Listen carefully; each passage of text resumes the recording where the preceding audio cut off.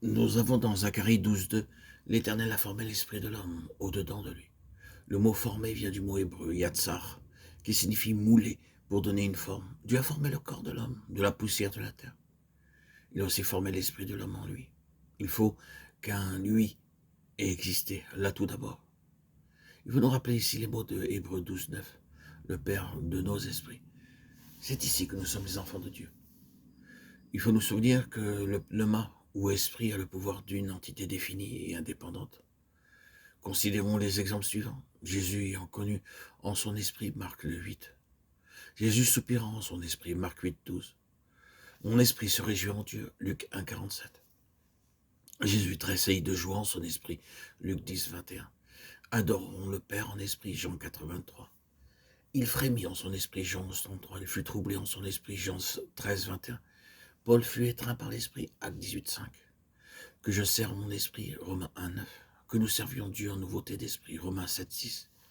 L'esprit de l'homme qui est en lui, 1 Corinthiens 2:11. Absent de corps, mais présent d'esprit, 1 Corinthiens 5:3. Afin que l'esprit soit sauvé au jour du Seigneur, Jésus, 1 Corinthiens 5:5.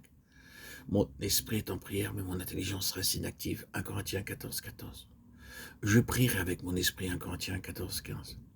Les esprits des prophètes sont soumis aux prophètes, 1 Corinthiens 14:32. Les esprits des justes parvenus à la perfection, Hébreux 12:23.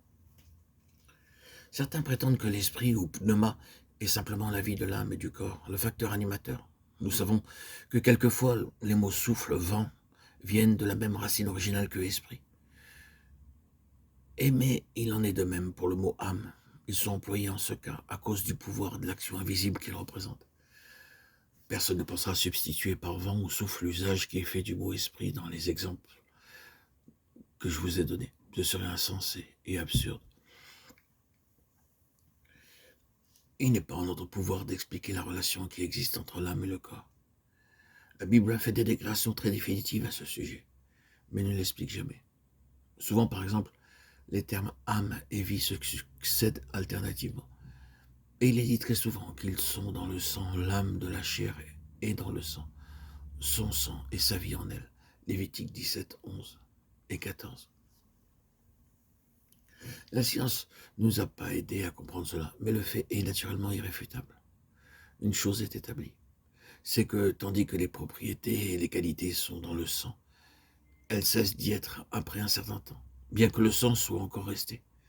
Mais lorsque nous touchons à la question de l'âme et de l'esprit, nous trouvons non seulement deux mots entièrement différents qui sont employés, mais il est reconnu qu'ils peuvent être séparés sans que l'un ou l'autre périsse et que chacun d'eux a sa propre responsabilité, ses propres facultés et sa destinée particulière.